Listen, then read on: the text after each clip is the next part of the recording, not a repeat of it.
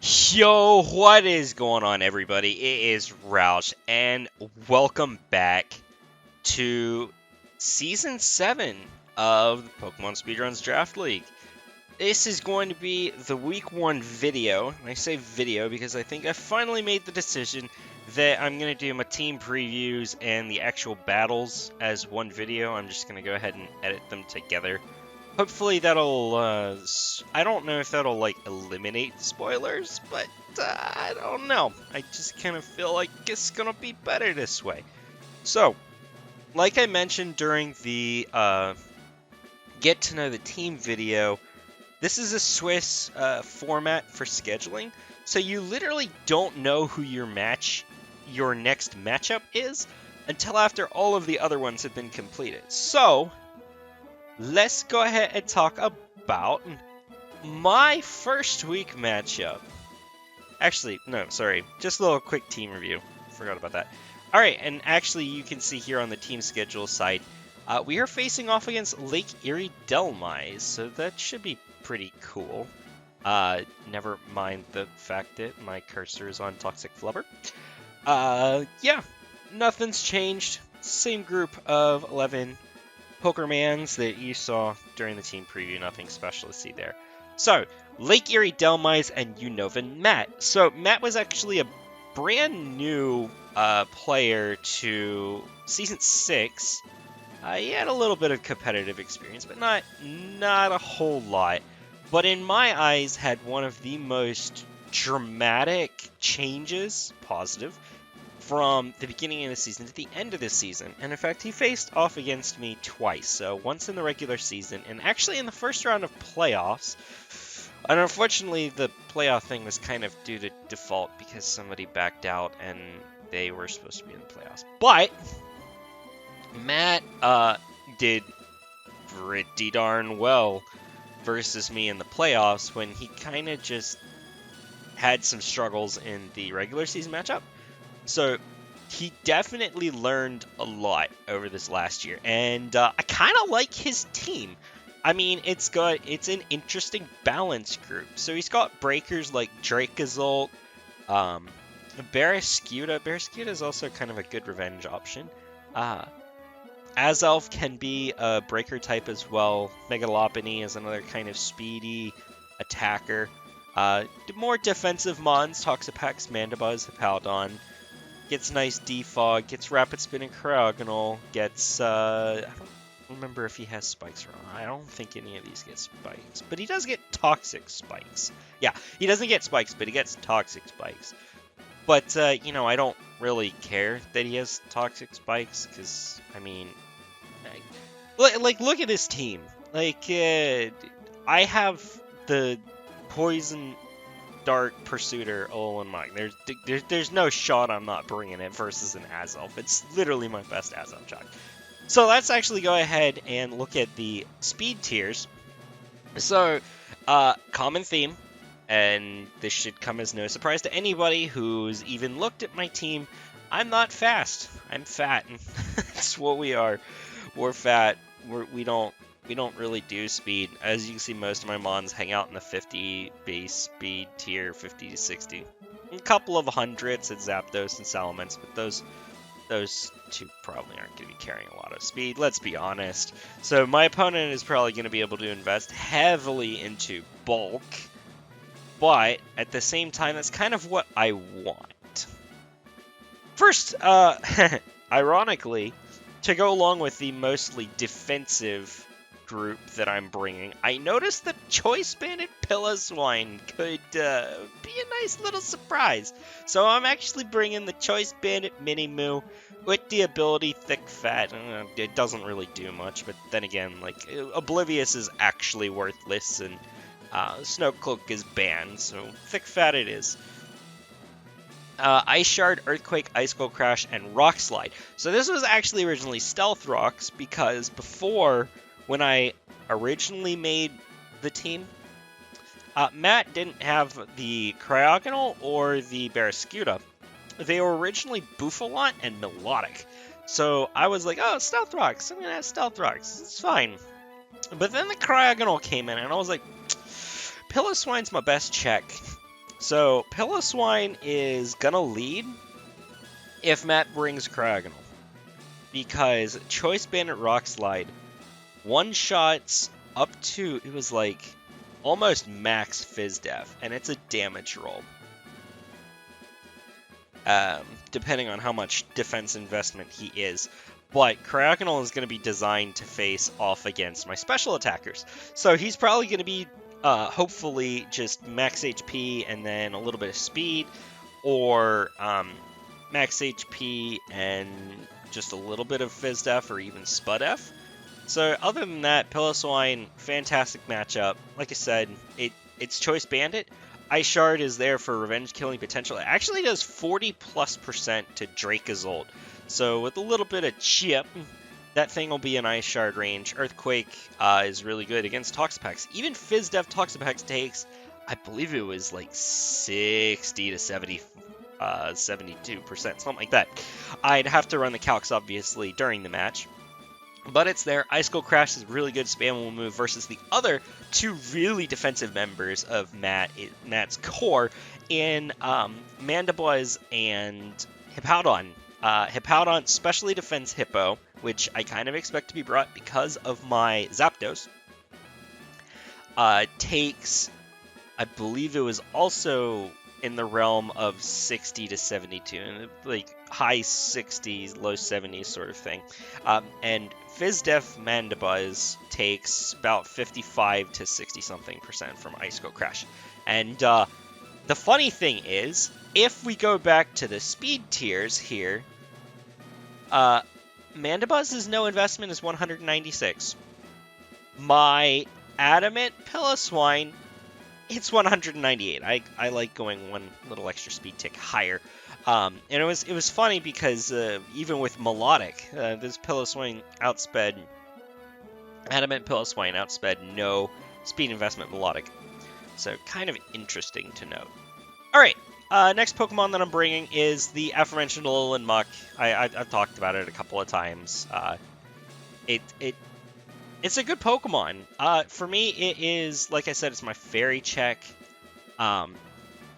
It's also my Psychic check. So the the investment is kind of awkward. Oh, that's Black Sludge, by the way.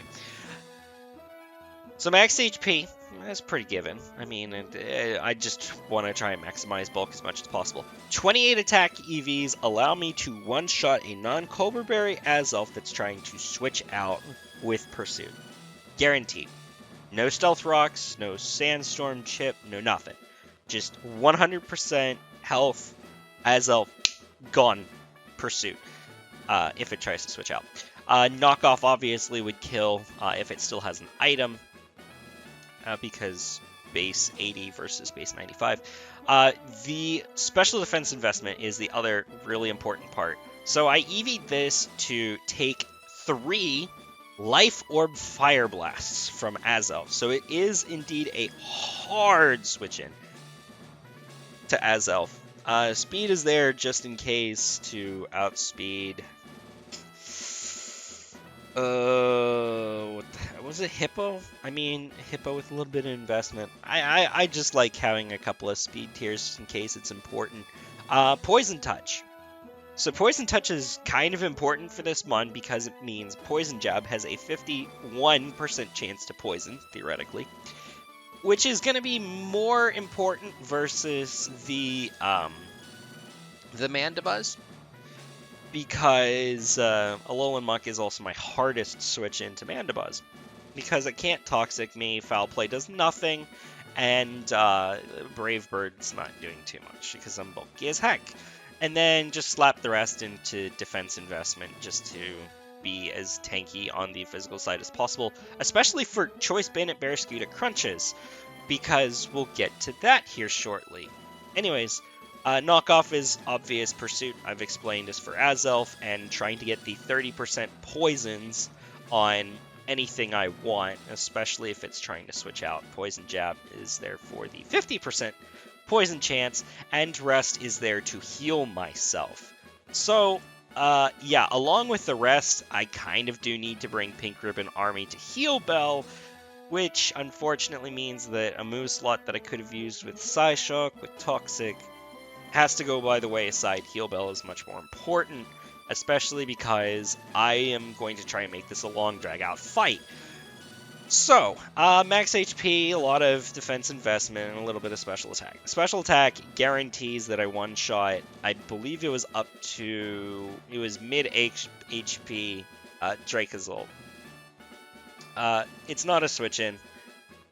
It does 75+% to Fizdef Mandibuzz, but Mandibuzz isn't staying in either, so Sylveon is also kind of a hard switch on Mandibuzz because it allows me to get up my support moves. Wish is obviously there to heal not just Sylveon, but it's also useful for healing the rest of my team. Heal Bell, like I said, we're healing off rests, Scald Burns from Toxapex, any sort of poison debilitating stats that I have. Hyper Voice is there because it does massive damage to everything, up to and including Mega Lopunny, which Mega Lopunny could be a problem, but Sylveon should one-shot it, if I remember the calc correctly. Obviously, I'll run it during the match if it comes to it. Leftovers the item, Pink Ribbon Army, Pixelate Hyper Voice. It does Sylveon. Support Sylveon, thanks.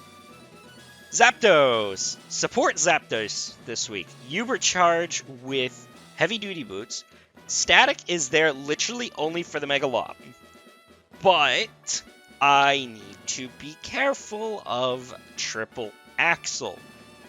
Because Triple Axle does massive damage, even though I am physically defensive. Ouch. 383 HP, 282 defense, 56 speed EVs allow me to outspeed Adamant Dracozolt, so that's cute.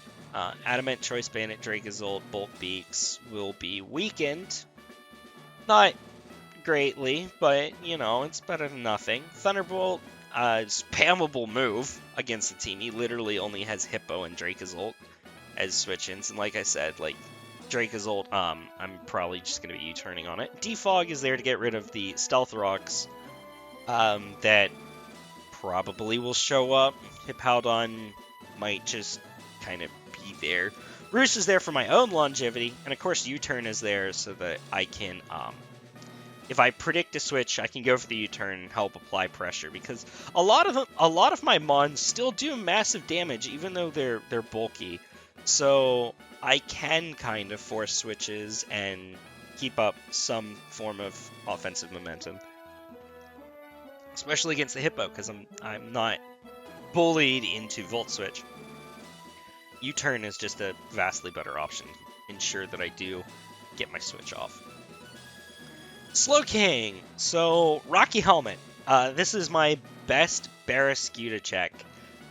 Barraskewda is a daggum threat. Like I said, the Slowking tanks like every hit relatively well, except for Crunch. Bandit Crunch does like 63+%. Ouch. Which then, I mean, obviously I'll found out that it's Bandit, and I can go into Alolan Muck or Sylveon and get up, excuse me, get up a Wish and go on my merry way. Obviously, physically defensive, like literally everything else so far. Special attack investment, just a little bit to make sure that I do a little extra damage. I think that one's to guarantee Psychic into Future Sight on Toxapex. So Future Sight is actually there so that I can force in the Mandibuzz. So that's something cool Future Sight does, is it allows me to, again, keep extra pressure on the opponent while still being, you know, kind of passive. So that's fun. Future Sight, Psychic, slack off Scald. Scald's there to get some burns, preferably on Hippo, and do good damage to Hippo. Slack off is there to heal himself. And I've already mentioned what Psychic and Future Sight do. They're mainly for Toxapex, but also for helping to force some switches. And deal good damage to Megalob. This Megalob is something that's always going to be in the forefront of my mind. Last Mon! So here's some tech. I learned during team building that Palossand learns Trick. I thought I can use this. And I can. So I have 24 speed because I want to be able to outspeed Toxapex. I have pretty much, other than that, a lot of physical bulk investment. So, Palossand with its choice specs, Earth Power, Shadow Ball, Trick, and Shore Up. It's going to click Earth Power versus things that it can click Earth Power against. It's going to Shadow Ball against, I don't even know what. Earth Power is more spammable move. And it's going to trick the Mandibuzz. So that's kind of what my goal is to kind of neutralize the Mandibuzz. And then once the Mandibuzz is neutralized, I can sort of break through the rest of Matt's team from there. Mainly because Alolan Muck and Slowking especially, really... Slowking, if I have a win condition, it's Slowking. So, I guess to put it appropriately, that's just sort of the way that this team was built, is Slowking is in fact a win con. But yeah, other than that, Choice Bandit, Piloswine, bunch of defensive Mons, and then this Trick Palossand. So we'll see how it works. Battle's gonna start here fairly shortly, so we'll go ahead and get into that. Alright, so the battle has already taken place. I had a live commentary, but I didn't really like it. It took too long for each turn of the match to play out, and I mean this with the greatest possible respect. Matt was definitely taking his time and making sure that he was making the correct moves. So, but then there was this other thing, and that was the final nail in the coffin. I was like, do I want to keep this or do I not? And then a thing happened, and we'll talk about it later. Anyways, so as you can see, he brought Hippowdon, Mandibuzz, Toxapex, which are the three that I was most hoping would be brought, because Piloswine just goes ham on all of them. Then Dracozolt, which Piloswine doesn't exactly go ham on, but it's not a switch-in either. Galarian Weezing was kind of a surprise for me, and then Mega Lopunny was also kind of expected, but I deal with them all like relatively well. Like, I can suffocate this team. That was my thought process going in. We'll go ahead and press play, and so Matt leads off with his Lopunny, I lead off with the Slowking, which was exactly what I wanted to do, so that I could immediately get this Rocky Helmet chip. As he goes for the U-turn. Absolute surprise for me. I didn't expect U-turn to even come. I actually forgot Lopunny learned U-turn. But hey, you know what? It's Rocky Helmet chip. I was just going to go for the Scald anyway, you know, trying to get a burn, which I end up getting on the incoming Mandibuzz. So we're already off to kind of a good start. The Hex is kind of in my favor. I mean, it's not amazing. I would rather Mandibuzz be poisoned, but, you know, better than it being staticked here by the potential Uber Charge knockoff. But it's fine. Volt Switch was something that I considered, but I really wanted to predict early on. There was like no reason for him to stay in, so I just go straight for the U-turn to make sure that Hippowdon wasn't a problem. And he just goes into the Galarian Weezing, which I thought was an odd switch, but you know, it wasn't bad. But because he's not Levitate, that means I get an almost free Earth Power, Specs Earth Power off with this Palossand, which I do, as he goes for the Aromatherapy, which Weezing Galarian does learn. That's nice. So no more burn on the Mandibuzz. I mean, Mandibuzz wasn't really doing much for damage-wise. It was more to just support things. The Earth Power does not kill, so this Weezing's got a lot of SpDef in it. It's definitely bulky, but, you know, it's fine. We got the Earth Power off. But now that we're locked into Earth Power, the Mandibuzz does come in on the hard switch. So I go ahead and switch out into Zapdos, kind of predicting that, whether Matt did the calc to realize that I was Spexed or not. Here, I actually don't predict, and I just go straight for the Thunderbolt. And he actually does bring in the Hippo, which is kind of Matt on my part. It's okay. Sandstorm chip is going to start racking up, and I actually don't remember what I did on this turn. Oh, I just went for the U-turn. So we learned that he's not Helmet. That's fine. Slowking comes in, and the Hippo, I believe, just sets rocks. Yeah, so Matt just decides to set up rocks on this turn, which is fine. I'm planning on... I think I just go for another Scald here, because there was really no drawback for Scald. Still is no drawback for Scald. I can't remember, but I think I actually got the hacks again on this Mandibuzz, which was... Yeah, I do, which is unfortunate. I really would prefer to have it poison, but with the aromatherapy means that I can just, you know, status it all over again. It's no big deal. I kind of want to keep my helmet, so I go ahead and switch back into Zapdos. I've already lost my boots, and I can just get a free defog because this Mandibuzz can't do jack to me. It's no big deal. So I expect Matt to go ahead and switch out. So I just go... Do I roost first, or do I just straight up defog? I think I might have roosted first. Can't remember off the top of my head. So anyways, switches straight out in Hippo, which I thought was odd, but also kind of makes sense. He can go for a Stone Edge if he wants. Yeah, I do roost here. So I roosted. And this is where... This is some weird stuff. Like, this Hippo... This Hippo's bizarre, man. Oh, I don't even defog. I just go straight for the U-turn. Why do I U-turn there? I don't remember. Oh, I did want to trick it. Okay, yeah. So I go into the Palisade. He goes for the Ice Fang. He's Ice Fang. Mainly, I guess, for the Salamence, which I almost forgot. I did forget my live commentary. I forgot I had a Salamence, so I was like, why would you be carrying Ice Fang? But yeah, no, it did. The Salamence is indeed a thing. So I just go ahead and trick the Choice Specs. We had figured out that he was carrying the Smooth Rock because of the extended Sandstorm, which is great, because now Sandstorm's going to end quicker, which means Dracozolt is less of a problem. And because we learned he is Smooth Rock, that is not Hustle on the Dracozolt. Like, there's no way that he should. But he's just going to lock himself into Ice Fang. So he's revealed at this point Stealth Rock, Ice Fang, and Slack Off. So we don't know what his last move is. I assume that it was Earthquake.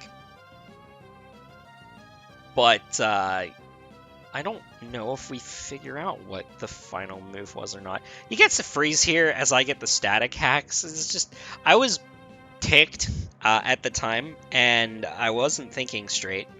I have aromatherapy, but I just don't take advantage of it. This sequence is just Matt not actually dealing with the fact that there is a frozen Zapdos in front of him.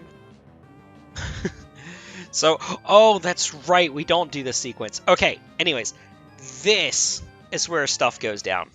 We're going to go ahead and pause it here. So the aromatherapy. This is the freest Icicle Crash of my life.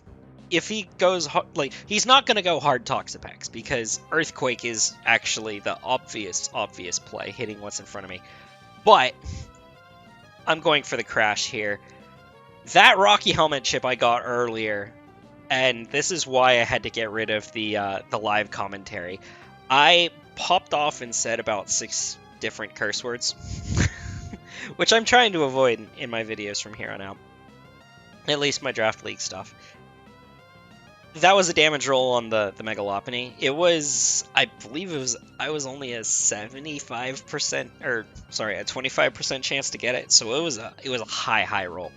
But the Rocky Helmet chip meant that I would have killed it if I went into Slowking to get Rocky Helmet afterwards. So either way, it didn't really matter, other than it allows me to keep my Slowking at full health, as opposed to not full health from what I assume.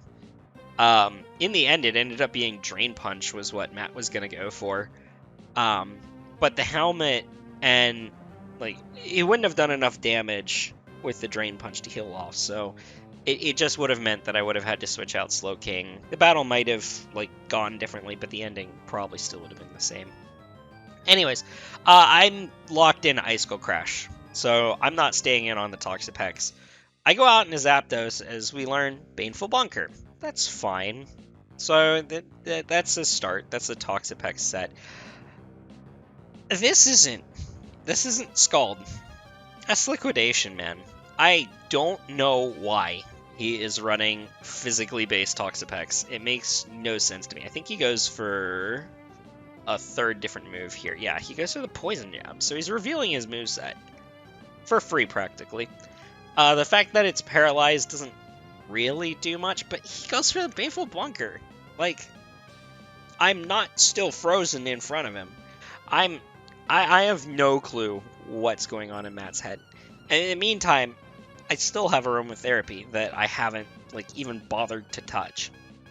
So Matt just doesn't kill the Zapdos, and I'm able to thaw, and the Stealth Rocks are still up, and Zapdos is my only way of getting rid of it. So it's like, the whole sequence was just really, really weird. But we're actually going to go ahead and fast forward through the rest of this match, because like I said, I just suffocate his team. Like, there's another static paralyze. It doesn't matter. So it turns out that, and we talked about this after the game, Hippo didn't have Earthquake. It was Whirlwind in the last move slot. So its only attacking move is this Ice Fang, which is, like, not doing anything because I'm roosting. And I still have the Sylveon that can aromatherapy any potential freezes off, and I just decide to speed this up. So actually, we're going to go ahead and stop it right here. Future Sight is a great move. I have now put Matt in a position to pretty much choose between either his Mandibuzz or literally anything else. Basically, I'm going for Future Sight to force in the Mandibuzz to not die, but bringing in a Mon that can also just kill Mandibuzz outright. So he has to either switch and take 2 hits, or stay in and take a super effective hit. So that's kind of how I go for the end game here. And a pair of the kills actually end up going to Sylveon. But Galarian Weezing really doesn't do as much damage as I thought. I mean, sorry, Galarian, that's a Alolan Muck. Alolan Muck doesn't do that much to Galarian Weezing because it's bulky as heck on the physical side, and I have, like, no attack investment. I'm only there for the Azelf, which didn't even come, so it wasn't a big deal. After all of the static hacks and stuff that I'm getting, I just can't get this Poison Jab poison. It's so stupid. I finally get the Poison Touch with this Pursuit here, so that's fun. But from here, I think we're going to go ahead and make it go a little faster. So I was actually kind of expecting there to be some friggin' shenanigans with Earthquake, so I stayed in just to kind of make sure that nothing, like, he would lock himself in an Earthquake. I would have lived it anyway, but it just, the rest of the sequence is kind of stall. I'm not gonna lie, this is kind of a scumbag ending to the game. I tried to justify it in my own mind as I was just making sure that I got the win, but there were some definite unnecessary things that I did. Anyways, we're now getting to the Future Sight portion of the match.